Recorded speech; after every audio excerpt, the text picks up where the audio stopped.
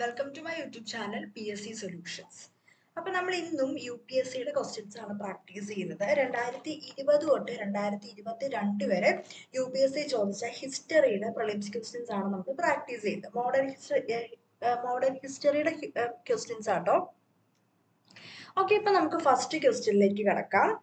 Which of the following statement correctly explains the impact of industrial revolution on India during the first half of the 19th century.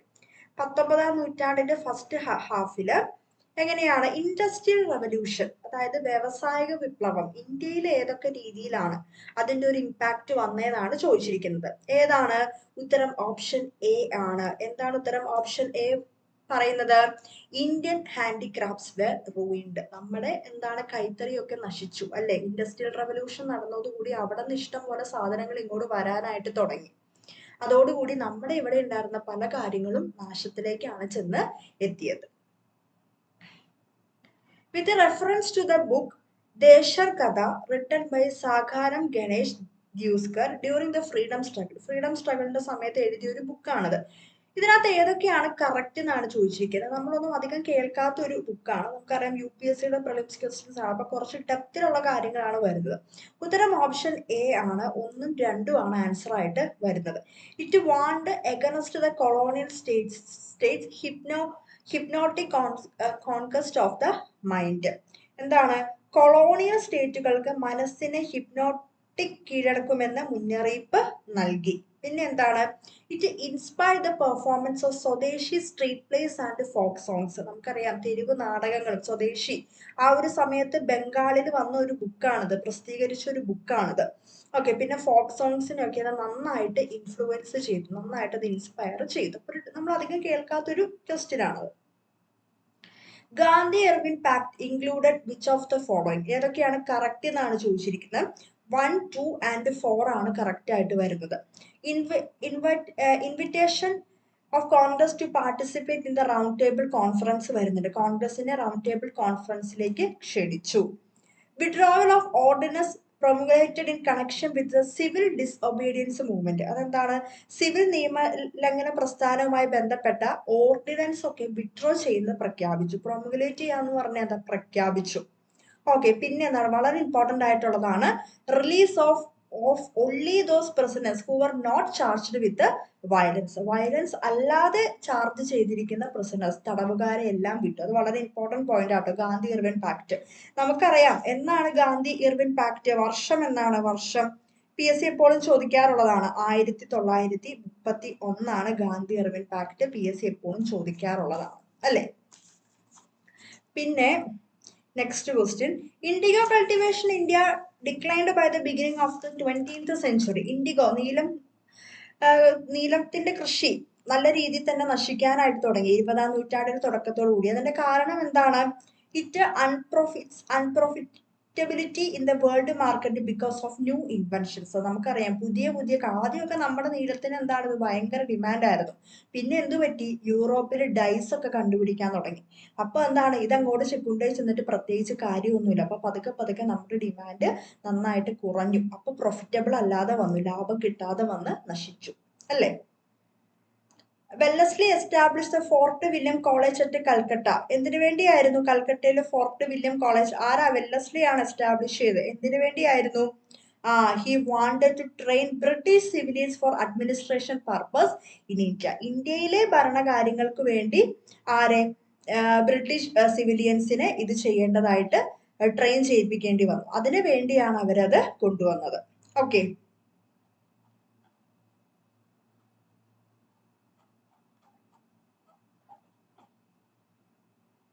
Okay, അടുത്തത്. With reference to the history of India, Ulgulan or the great tumult is the description of which of the following events? അതായത് tumult എന്ന് പറഞ്ഞാൽ ബഹളം, great ടുമിൾട്ട് എന്ന് പറഞ്ഞാൽ അതൊരു വലിയൊരു ബഹളം. അതാണ് ഉൾഗുലാൻ എന്ന് പറഞ്ഞാൽ അതിന്റെ മീനിങ് എന്ന് പറയുന്നത്. ഏതുമായിട്ട് ബന്ധപ്പെട്ടതാണ്? ബിർസ മുണ്ട റിവോൾട്ട്. നമുക്കറിയാം ബിർസ മുണ്ട റിവോൾട്ട് എന്നൊക്കെ പറഞ്ഞാൽ എന്താ? ഗോത്രവർഗക്കാരുടെ കലാപങ്ങളാണ്. സാന്താൾ കലാപം പോലെ നടന്ന ഒരു കലാപമായിരുന്നു ബിർസ മുണ്ട റിവോൾട്ട്. അതുമായിട്ട് ബന്ധപ്പെട്ട ടേമാണ് ഉൾഗുലാൻ. ഓക്കെ, ഓർത്തിരിക്കുക കേട്ടോ. Consider the following statements. ഏതാണ് കറക്റ്റ് എന്നാണ് ചോദിച്ചിരിക്കുന്നത്.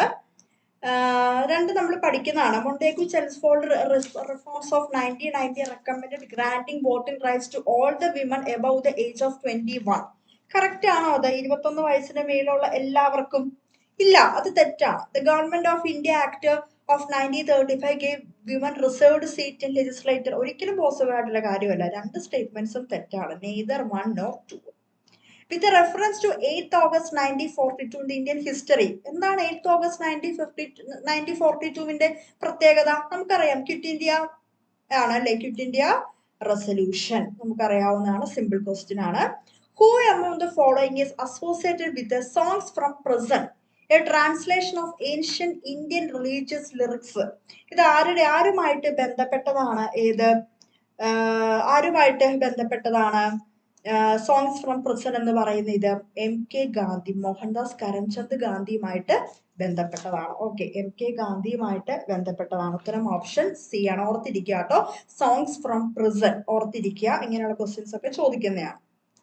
Who among the following was associated as secretary with the Hindu female school secretary, which later came to known as Bethune female school? ആരാണത്?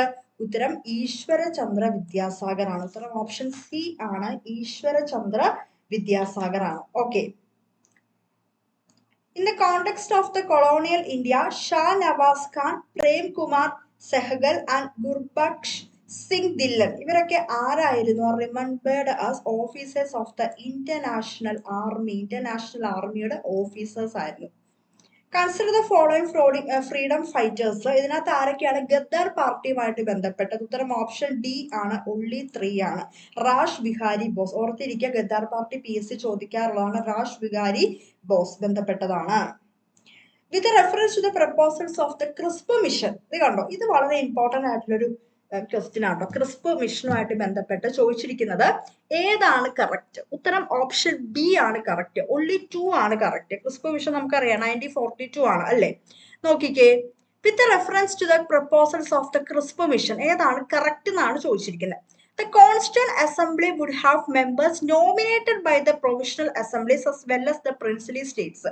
നമ്മൾ ഒരു ക്വസ്റ്റ്യൻ ഇതിനു മുമ്പ് ഈ UPSCയുടെ തന്നെ ഒരു ക്വസ്റ്റ്യൻ നമ്മൾ കണ്ടായിരുന്നു. നമ്മുടെ കോൺസ്റ്റിറ്റ്യൂന്റ് അസംബ്ലി, ഭരണഘടനാ നിർമ്മാണ സമിതി, ആ അസംബ്ലിയിലെ മെമ്പേഴ്സ് എങ്ങനെയുള്ള മെമ്പേഴ്സ് ആണെന്നാണ് നമ്മൾ പഠിച്ചത്. പ്രൊവിഷണൽ അസംബ്ലികളിൽ നിന്ന്, പ്രൊവിഷണൽ ലെജിസ്ലേറ്റീവ് അസംബ്ലികളിൽ നിന്ന് നോമിനേറ്റ് ചെയ്തവരല്ല, എലക്ട് ചെയ്തവരാണ്. എലക്ട് ചെയ്തവരെയാണ്. എലക്ട് ചെയ്തു. ഓക്കെ, പ്രൊവിഷണൽ അസംബ്ലിയിൽ നിന്ന് എന്ത് ചെയ്തു? പ്രൊവിഷണൽ അസംബ്ലീസിൽ നിന്ന് എലക്ട് ചെയ്ത ലീഡേഴ്സും, എലക്റ്റഡ് ലീഡേഴ്സും പ്രിൻസ്ലി സ്റ്റേറ്റ്സിൽ നിന്ന് നോമിനേറ്റ് ചെയ്ത ലീഡേഴ്സുമാണ്. കൺഫ്യൂഷൻ ആയി പോവരുത്. പ്രിൻസ്ലി സ്റ്റേറ്റ്സ് ആണെങ്കിൽ നോമിനേറ്റഡ്, പ്രിൻസ്ലി സ്റ്റേറ്റ്സ് ആണെങ്കിൽ എന്താണ്? നോമിനേറ്റഡ് ആണ്. പ്രൊവിഷണൽ ലെജിസ്ലേറ്റീവ് അസംബ്ലീസ്, പ്രവിശ്യ ലെജിസ്ലേറ്റീവ് അസംബ്ലീസ് ആണെങ്കിൽ എങ്ങനെയാണ്? എലക്റ്റഡ് ആണ്. അവര് തിരഞ്ഞെടുത്തതാണ്. ഇവരെന്താ പറഞ്ഞിരിക്കുന്നത്? രണ്ടും എലക്റ്റഡ് ആണെന്നാണ് നോമിനേറ്റഡ് ആണെന്നത് തെറ്റാണ്. അപ്പൊ അത് ഓർത്തിരിക്കാം. നമ്മുടെ കോൺസ്റ്റിറ്റ്യൂന്റ് അസംബ്ലിയിൽ പ്രൊവിഷണൽ അസംബ്ലീസിൽ നിന്നുള്ള ആൾക്കാരുണ്ടായിരുന്നു, പ്രിൻസ്ലി സ്റ്റേറ്റ്സിൽ നിന്നുള്ള ആൾക്കാരുണ്ടായിരുന്നു. പ്രിൻസ്ലി സ്റ്റേറ്റ്സ് എന്ന് പറയുമ്പോൾ അവിടെ നിന്ന് അവർ നോമിനേറ്റ് ചെയ്ത് വിടുവായിരുന്നു ചെയ്തത്. പക്ഷേ പ്രൊവിഷണൽ അസംബ്ലീസിൽ അങ്ങനെ ആയിരുന്നില്ല, അവർ എലക്ട് ചെയ്ത് വിടുവാണ് ചെയ്തത്. അതൊന്ന് ഓർത്തിരിക്കുക കേട്ടോ. അത് UPSCയുടെ തന്നെ ഒരു PYQ ആണ്. അടുത്ത only 2 ഇവിടെ കറക്റ്റ്. അതിന്റെ റീസൺ എന്താ? Any province which is not prepared to accept the new constitution. നമുക്കറിയാം, പുതിയൊരു കോൺസ്റ്റിറ്റ്യൂഷൻ ഫോം ചെയ്യാൻ വേണ്ടിയായിരുന്നു നമുക്ക് ക്രിസ്പ് മിഷൻ ഒക്കെ ഫോം ചെയ്ത്, കോൺസ്റ്റിറ്റ്യൂന്റ് അസംബ്ലി ഒക്കെ ഫോം ചെയ്യാൻ വേണ്ടിയായിരുന്നല്ലോ. who have the right to sign a separate agreement with Britain regarding its future status. അതായത് എന്താണ്? ഞങ്ങൾക്ക് താല്പര്യമില്ല, ഏതെങ്കിലും ഒരു പ്രവിശ്യ പറയുവാണ് ഞങ്ങൾക്ക് ഇതിനകത്ത് താല്പര്യമില്ല, which is not prepared to accept the new constitution, ഞങ്ങൾക്ക് ഒരു പുതിയ ഭരണഘടനയോടൊന്നും താല്പര്യമില്ലെങ്കിൽ അവർക്ക് എന്തിനുള്ള അവകാശം ഉണ്ടായിരുന്നു? To sign a separate agreement വെക്കാനുള്ള ഒരു അവകാശം ഉണ്ടായിരുന്നു അവരുടെ ഫ്യൂച്ചർ കാര്യങ്ങളെ കുറിച്ച്. അത് പോസിബിൾ ആയിരുന്നു അല്ല? ഇതാണ് മെയിൻ റീസൺ. ഇത് ശരിയാട്ടോ, അതായത് ഇത് വെച്ച സ്റ്റേറ്റ്മെന്റ് ശരിയാണ്. പക്ഷെ ഇതായിരുന്നു ഈ ക്രിസ്പ് മിഷൻ പരാജയപ്പെടാൻ വന്ന മെയിൻ റീസൺ എന്ന് പറഞ്ഞാൽ അവർ ഇങ്ങനെ ഒരു എഗ്രിമെന്റും കൂടെ വെച്ചു. എന്താ അവർ വെച്ചത്? ഏതെങ്കിലും പ്രവിശ്യകൾക്ക് താല്പര്യമില്ലെങ്കിൽ അവർക്ക് സെപ്പറേറ്റ് എഗ്രിമെന്റ് വെക്കാം. ഇതായിരുന്നു ആ ഫെയിലറിലേക്ക് ചെന്നത്. അപ്പൊ ഓർത്തിരിക്കുക, നമ്മുടെ കോൺസ്റ്റിറ്റ്യൂന്റ് അസംബ്ലിക്കകത്ത് എങ്ങനെയായിരുന്നു പ്രൊവിഷണൽ ലെജിസ്ലേറ്റീവ് അസംബ്ലികളിൽ നിന്ന് എലക്ട് ചെയ്ത മെമ്പേഴ്സും പ്രിൻസിലി സ്റ്റേറ്റ്സിൽ നിന്ന് നോമിനേറ്റ് ചെയ്ത മെമ്പേഴ്സുമാണ് പങ്കെടുത്തത്.